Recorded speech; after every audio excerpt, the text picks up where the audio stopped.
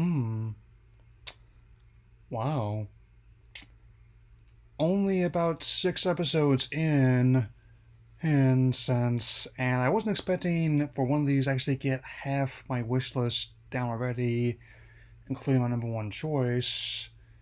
Hey fellas, I thought I would get you who before my next major movie review, major as can be in this day and age, I will get you a vlog with some of the shows I've been watching lately, containing my thoughts on the second season of Amphibia, as well as the second volume of the Owl House, both of which are quite good for their own reasons. And I've seen the most recent episodes available, both live and on demand, as it's recording, so let's get this started. Yeah, so let's start with Amphibia because of how a lot more has transpired in that, and given how that's entering the second season. So, as has been shown, the journey out of the valley has been done, and that checks off the expansion of the world off my list already.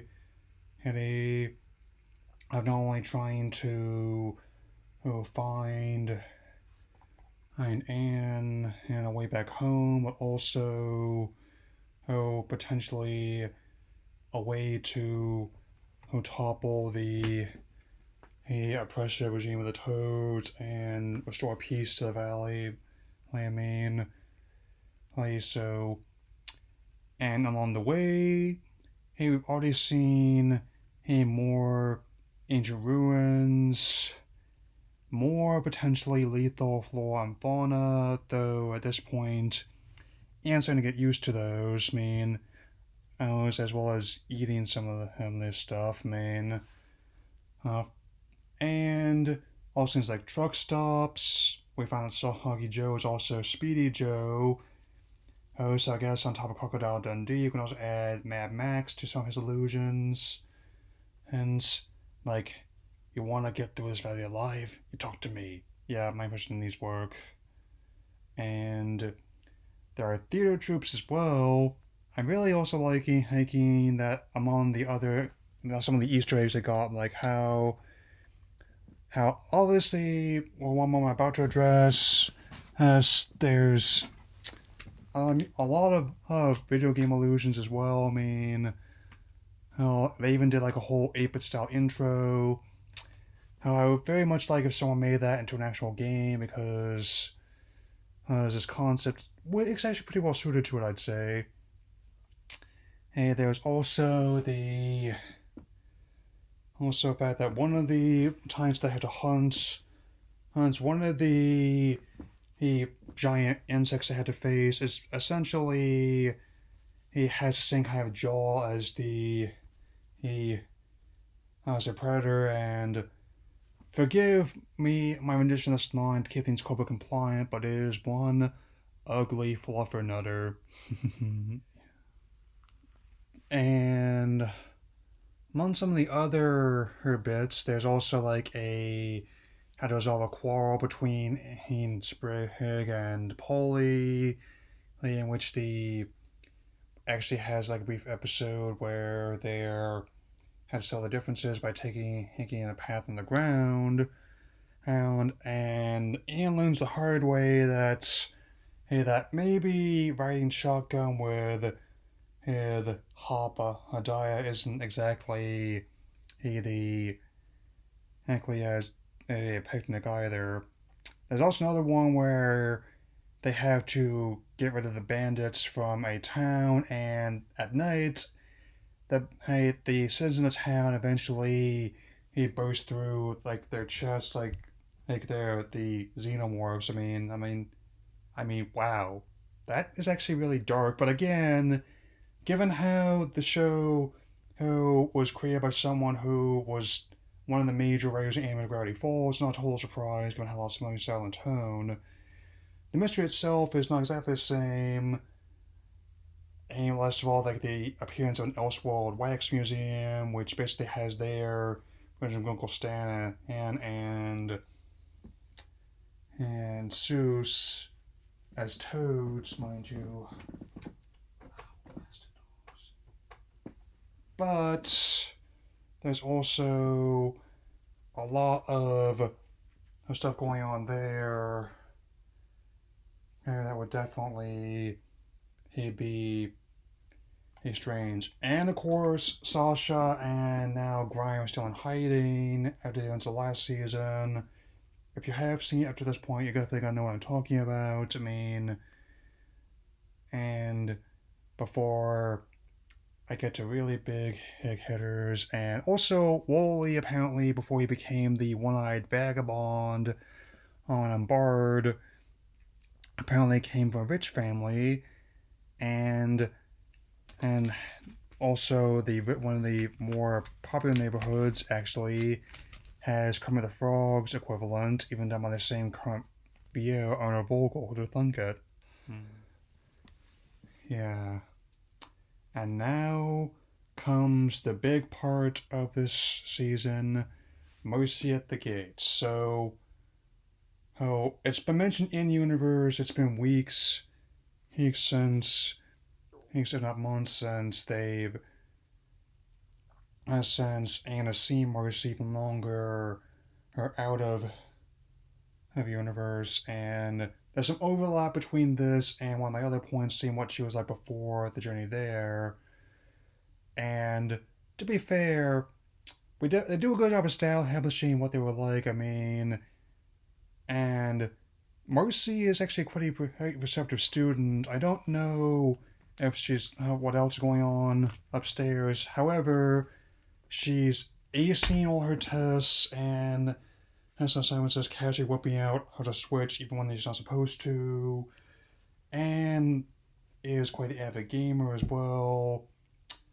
And I gotta say, once they do reach Utopia, we do find out fast, like, there are some cases where, like, the rope kind of snaps, but the way that they're helping fight off some giant ants that are trying to invade the castle is pretty impressive, and they do show how they missed each other. Like the whole, I really like what's doing like the crossbows, as like how some of the arrows are on fire, here as shown with this lighting up some oil, as well as some of them using like some pungent mushrooms to drive out the ants. And even though some of the larvae are blind, they can and still they use their sense of smell to compensate for that, man. And there are a lot of Easter eggs, like things like Zelda, like when finding out that Polly is going to get her legs in about 2 months' time, in writing, mind you, who take another look at her insides. It reminds us very much of the Pokemon Poliwag, and even how Tajiri's comment about how the spirals actually where the insides would be. Imagine that. And yep, I guess that's how her quarantine survival outfits. And again, like I think I may have tweeted about this before, like using Star Wars World Evil and the future Marco as an example. Well, that expectation, I like the whole that's like reality. And also, before I get into my next segue, also to point out the pilot has leaked, at least still have leaked online, showing was like, which basically is common procedure for any TV series, even in this day and age, like how like if they say yes to pilots, they give people like the money and resources to make more, but if not, they just become curious piece of history, like how because rather than one shoot, who'd in the pilot her one's just kind of banged up and falling apart, like mine have seen a bit of mileage. These chucks here, and apparently, I don't think that Polly's a character yet, and Sprig and Habita's designs almost completely different. But Ant as a whole is another type of how a uniform has seen a bit of mileage and has started twigs and leaves in her hair. So if the whole thing leaks eventually, I bet you can see like how Gravity Falls. Like even though Alex wasn't the biggest fan of how it initially was, I do give him credit where it's due for eventually allowing it to be shared around under the Elizabeth cipher, mind you. Yep.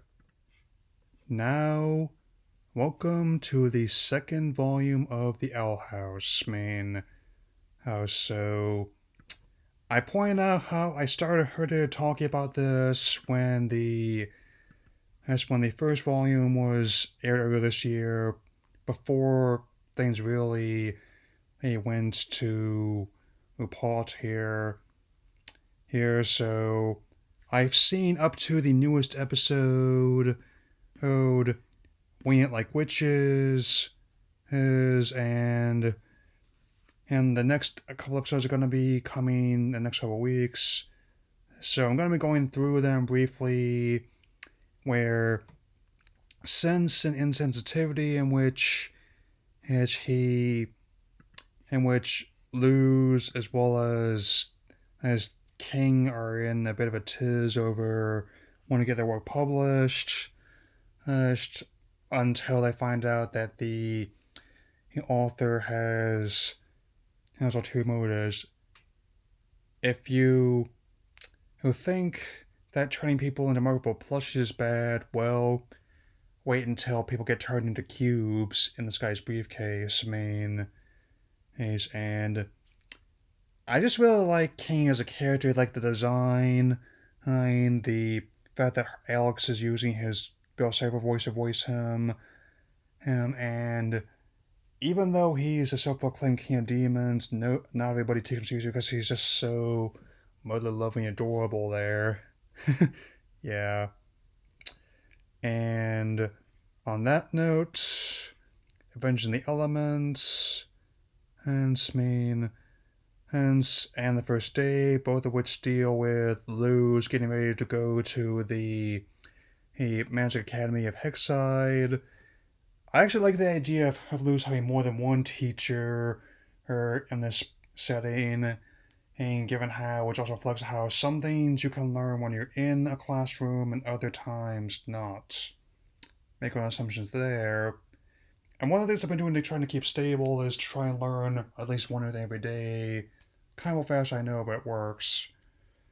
And I really like the way they establish the school's tricks, and also the idea, of these casts as well. Like, I've been a big fan of the idea for a long time, because even with the less than savory aspects of some of the author's offline persona, other fantasy works have been able to do this quite effectively, setting up it like equivalent of a caste system, with each house serving a different purpose. Yes, and just how much world building has been put in here, and how effective this is just, and how the arcs have been set up are just great.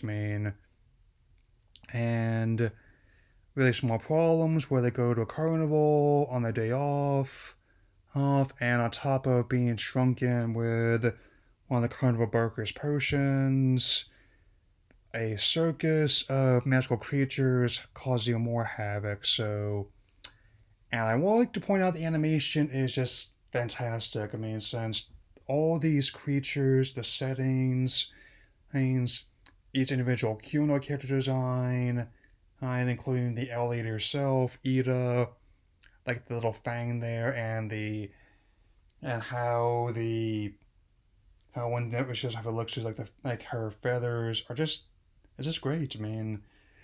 The best way to describe it, it's kind of like the American version of all the anime such as Little Witch Academia or the classic Kiki's Delivery Service. So definitely glad to be seeing that the show is already gaining a bit of fandom, as well, since I was hoping that while I was more excited for Amphibia initially, and I still am favoring that one more, this one is quite good as well. I'm glad that both of them are on the same night now. So there's that. Exactly. Yeah.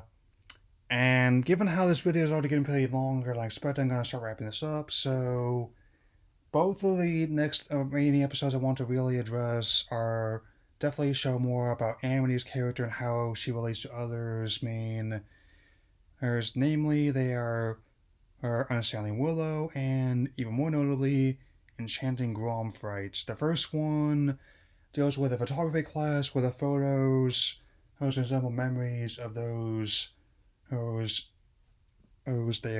they capture in their minds, and that's actually a concept that's pretty neat and how, but it shows if you damage the photo, oh, you also damage their memories. He's Amity, however, for who's reluctant to embrace her history of Willow. How another student learns this the hard way when she accidentally burns out some of them together, and even affecting even more than that. That sense. So it's up to both her and Luz to try and repair them before the damage becomes permanent. And the way it's created, it's really a creative way of how they deal with this as well. Even showing how in the damaged memories it's actually a forest, and it's also the way they can do the colors and how make it so it's more like a burnt out one after and so that's one thing advantage this medium has with other genres of TV right now. Given how much of it's done digitally, it can theoretically be done from home in the midst of this virus. Yes, and as a result, sometimes it allows a simple pleasure and something as simple as like building a fort on the beach or wanting to spend time together at one's birthday. Sometimes the smallest things have the biggest impact on a person's life, and how that's one of the things I wanted at first. First when I first saw her character, is she just a an overachiever who looks down on others, or is there something more? Yeah.